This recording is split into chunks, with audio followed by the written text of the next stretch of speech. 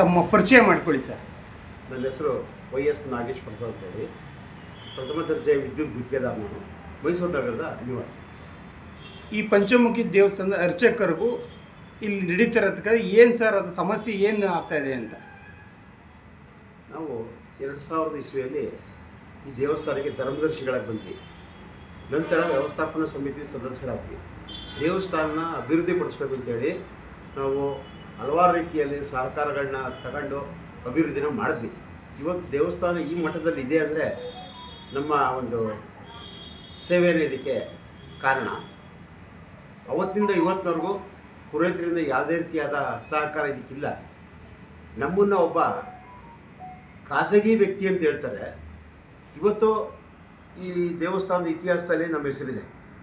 2000 ಇಸ್ವಿಯಿಂದ ಈ ದೇವಸ್ಥಾನದ ಸಮಿತಿಗೆ ನಾವು ಬಂದಾಗಲಿಂದ ನಮ್ಮ ಹೆಸರಿಲ್ಲಿದೆ. ನಾನಾಗಲಿ, ಶಿವಕುಮಾರ್ ಅವರಾಗಲಿ, ಚಂದ್ರಶೇಖರ್ ಜಾಧವ್ ಅವರಾಗಲಿ, ಭಕ್ತಾದಿಗಳಾಗಿ ಎಲ್ಲರೂ ನಾವು ಸೇವೆಯನ್ನು ಮಾಡ್ತಾಯಿದ್ದೀವಿ. ನಾವಿಲ್ಲಿ ಹೆಸರಿಗಾಗಿ ಬಂದವರಲ್ಲ, ಸೇವೆ ಮಾಡಲಿಕ್ಕೆ ಬಂದವರು. ಸರ್ಕಾರದಿಂದ ಇದಕ್ಕೆ ಯಾವುದೇ ರೀತಿಯಾದ ಸಹಕಾರ ಇಲ್ಲ. ಅನುಮತಿ ತಗೋಬೇಕು ಅಂತ ಹೇಳ್ತಾರೆ. ನಾವು ಅನುಮತಿ ತಗೊಂಡಿದ್ದೀವಿ ಎಲ್ಲದಕ್ಕೂ. ದೇವಸ್ಥಾನದಲ್ಲಿ ಒಂದು ಕಲಾಮಂಟಪ ಮಾಡಲಿಕ್ಕೂ ಅನುಮತಿ ತಗೊಂಡಿದ್ದೀವಿ, ಟೈಲ್ಸ್ ಹಾಕ್ಸೋಕ್ಕೂ ಅನುಮತಿ ತಗೊಂಡಿದ್ದೀವಿ, ಗ್ರಾನೈಟ್ ಹಾಕ್ಸೋಕ್ಕೂ ಅನುಮತಿ ತಗೊಂಡಿದ್ದೀವಿ. ಇದನ್ನು ಸಹಿಸಲಾರದ ಪುರೋಹಿತ ಇಷ್ಟೊಂದು ದುಡ್ಡೆಲ್ಲ ಉಟಾಯ್ತಾ ಇದ್ದಾನೆ ಅಂತೇಳಿ ನಮ್ಮ ಮೇಲೆ ಇಲ್ಲ ಸಲ್ಲದ ಆರೋಪಗಳನ್ನ ಮಾಡ್ಕೊಂಡು ನಮ್ಮ ವಿರೋಧಿಯಾಗಿ ನಿಂತಿದ್ದಾನೆ. ಇವತ್ತು ಬರೀ ಮೈಸೂರು ನಗರದ ಆಸ್ತಿ ಮಾಡಬೇಕು ಅನ್ನೋ ಉದ್ದೇಶ ಒಂದೇ ಅವನಿಗೆ. ದೇವಸ್ಥಾನದ ಅಭಿವೃದ್ಧಿಗೆ ಒಂದೂ ಸಹಕಾರ ಇಲ್ಲ. ದೇವಸ್ಥಾನಕ್ಕೆ ಭಕ್ತಾದಿಗಳು ಬರ್ತಾರೆ, ಅವ್ರದ್ದು ಹಲವಾರು ಬೇಡಿಕೆಗಳಿರ್ತದೆ, ಭಗವಂತರು ಕೇಳ್ಕೊತಾರೆ. ಅದು ಆದಾಗ ಅವರು ತನ್ನಿಂದ ಸಹಕಾರ ತಗೊಂಡಿದ್ದಾನಲ್ಲ ಅಂತೇಳಿ ಭಗವಂತನ ಸೇವೆ ಬರ್ತಾರೆ. ಒಬ್ಬರು ಚಿನ್ನದ್ದು ನಾಮ ತಂದು ಕೊಟ್ಟರು, ಆಚಾರ್ಯವರು, ಕಾಮಡಿಗೇರಿ ನಿವಾಸಿಯವರು. ಅದು ಮಾಡಿಸ್ಬಿಟ್ಟು ನಮಗೆ ಹೇಳ್ಬಿಟ್ಟು ತಂದು ಕೊಟ್ಟರು. ಅದು ನಮ್ಮ ಕಣ್ಣಾರೆ ನಡೆದಿದ್ದು. ತಂದು ದೇವಸ್ಥಾನಕ್ಕೆ ಕೊಟ್ಟರು. ಈತ ಶನಿವಾರ ಅದನ್ನು ಅಲಂಕಾರ ಮಾಡಿದಾಗ ಆಗ್ತಿದ್ರು. ಆಮೇಲೆ ಒಂದು ತಿಂಗಳಾದ್ಮೇಲೆ ಅದು ಕಾಣಿಸ್ತಿಲ್ಲ. ಗುರುಗಳೇ, ಇದು ಪುರೋಹಿತರಿಗೆ ಏನಾಯ್ತು ಇದು ನಾಮ ಅಂದರೆ, ಅಯ್ಯೋ ಅಣ್ಣ ಎಲ್ಲೋ ತಪ್ಪಿಸ್ಕೊಂಡು ಮಿಸ್ ಆಗ್ಬಿಟ್ಟೈತೆ ಇರ್ತದ್ರು. ಸರಿ, ಅದಕ್ಕೆ ನಾವು ಗಲಾಟೆ ಮಾಡಿದ್ವಿ. ಭಕ್ತಾದಿ ಕೊಟ್ಟಿರೋದನ್ನು ನೀವು ಈ ರೀತಿ ಹೇಳಿದಾಗ ಇದಕ್ಕೆ ಬೆಲೆ ಇರೋದಿಲ್ಲ, ಅವರ ಸೇವೆಗೆ ಬೆಲೆ ಇರೋದಿಲ್ಲ ಅಂತ. ಆವಾಗ ಯಾವುದೋ ಒಂದು ಮಾಡಿಸ್ಕೊಂಡು ಕೊಟ್ಟರು. ಅದು ಚಿನ್ನನ ಬೆಳ್ಳಿನೋ ಒಂದೂ ಗೊತ್ತಿಲ್ಲ ನಮಗೆ. ಇವತ್ತು ಅದು ಇದೆಯೋ ಇಲ್ವೋ ಅದು ಗೊತ್ತಿಲ್ಲ. ಅದನ್ನು ಅವ್ರು ಮಡ್ಕೊಂಡಿದ್ದಾರೆ. ಆದರೆ ಅದಾದಮೇಲೆ ನಾಗರಾಜ ಅಂತೇಳಿ ಒಬ್ಬರು ಜಲ್ದಿ ಮಿಕ್ಸರ್ ಕೆಲಸ ಮಾಡ್ತಾರೆ. ಅವರು ಬಂದು ದೇವ್ರಿಗೆ ಕೇಳ್ಕೊಂಡ್ರು, ಭಗವಂತ ನನಗೊಂದು ಮಗು ಕೊಡಪ್ಪ ಅಂತ. ಆ ಭಗವಂತ ಅವರಿಗೆ ಕರುಣೆ ಕೊಟ್ಟ. ಅದು ಖುಷಿಗೆ ಅವ್ರಿಗೆ ಬೋರ್ಡ್ ಬಂದು, ಅಣ್ಣ ನನಗೆ ಹಿಂಗೆ ಆಯಿತು ಅಣ್ಣ, ಚಿನ್ನದ ಕಣ್ಣುಗಳನ್ನ ನಾನು ಮಾಡಿಸ್ಕೊಡ್ತೀನಿ ಅಂತೇಳಿ ಚಿನ್ನದ ಕಣ್ಣನ್ನು ಮಾಡಿಸ್ಕೊಟ್ರು. ಅದನ್ನು ಇವರು ಬೆಣ್ಣೆ ಅಲಂಕಾರ ಮಾಡಿದಾಗ ಭಗವಂತನಿಗೆ ಆಗ್ತಾಯಿತ್ತು. ಅದು ನೋಡಲಿಕ್ಕೆ ಒಂದು ಸುಂದರವಾದ ದೃಶ್ಯ ಆಗಿತ್ತು. ಸ್ವಲ್ಪ ದಿನ ಆದಮೇಲೆ ಆ ಕಣ್ಣು ಮಾಯ ಆಗೋಯ್ತು. ನಾವು ಪುರೋಹಿತರಿಗೆ ಕೇಳಿದ್ರು, ಪುರೋಹಿತರಿಗೆ ಏನಿದು ಕಣ್ಣು ಕಾಣಿಸಲ್ವ ಚಿನ್ನದ್ದು? ಅಯ್ಯೋ ಅಣ್ಣ ಎಲ್ಲ ಬೆಣ್ಣೆ ಜೊತೆ ಹೊಟ್ಟೋಗಿರ್ಬೇಕು ಅಂದರು.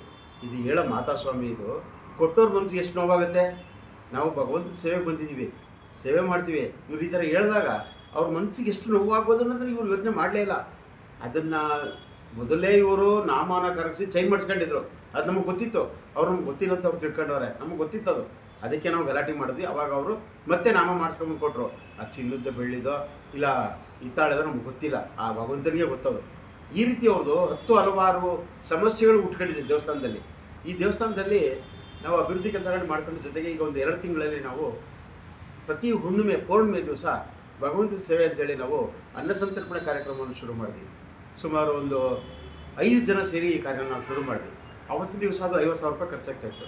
ನಾವು ಪಾತ್ರೆಗಳನ್ನ ಬಾಡಿಗೆ ತರಬೇಕಿತ್ತು, ಪ್ಲೇಟ್ಗಳನ್ನ ಬಾಡಿಗೆ ತರಬೇಕಿತ್ತು, ಎಲ್ಲ ರೀತಿ ವ್ಯವಸ್ಥೆಗಳನ್ನ ಮಾಡ್ಕೊಂಡು ನಾವು ಮಾಡಬೇಕಿತ್ತು, ಮಾಡ್ತಾಯಿದ್ವಿ.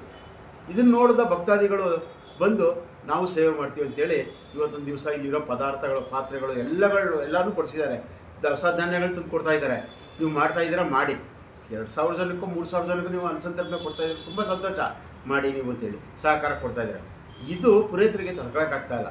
ಇವರು ಅಭಿವೃದ್ಧಿ ಆಗ್ಬಿಡ್ತಾರೆ. ಸ್ವಾಮಿ, ನಾವು ಹೊರಗಡೆ ದುಡಿತೀವಿ, ಇಲ್ಲಿ ಸೇವೆ ಮಾಡ್ತಾಯಿದ್ದೀವಿ, ನಮಗೆ ನಮ್ಮದೇ ಆದಂಥ ವಿದ್ಯುತ್ ಇದು ಕೆಲಸಗಳಿದೆ, ಕೆಲಸ ಮಾಡ್ತೀವಿ, ಸಂಪಾದನೆ ಮಾಡ್ತೀವಿ, ಇಲ್ಲಿ ಸೇವೆ ಮಾಡೋಕ್ಕೆ ಬಂದೀವಿ.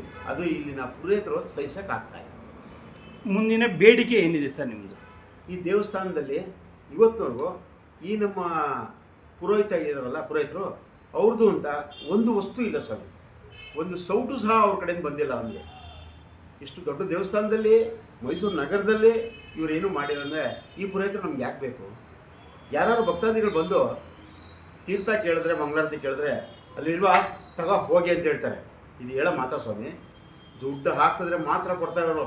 ತೀರ್ಥ, ಮಂಗಳಾರತಿ, ತುಳಸಿ ಎಲ್ಲ ಏನು ಹಾಕಲಿಲ್ಲ ಅಂದರೆ ಇವರು ಕೊಡೋದಿಲ್ಲ, ಏನೂ ಕೊಡೋದಿಲ್ಲ. ಅಲ್ಲೋಯ್ದೆ ತಗೋ ಹೋಗಿ ಅಂತ ಹೇಳ್ತಾರೆ. ಅದೇ ಇವರು ದುಡ್ಡು ಕೊಟ್ಟು ಸೇವೆ ಕೊಟ್ಟಿರೋರನ್ನ ಒಳಗೆ ಕರೆದು ಅವ್ರಿಗೆಲ್ಲ ಸೇವೆ ಇವ್ರು ಮಾಡ್ತಾರೆ. ಈ ರೀತಿ ಇವ್ರು ನಡೀತಾ ಇದೆ. ಅದರಿಂದ ಇವರು ಶೀಘ್ರ ಬದಲಾವಣೆ ಆಗುತ್ತೆ. ತಮ್ಮ ಹೆಸರು ಸರ್? ನನ್ನ ಹೆಸರು YS ನಾಗೇಶ್ ಪ್ರಸಾದ್.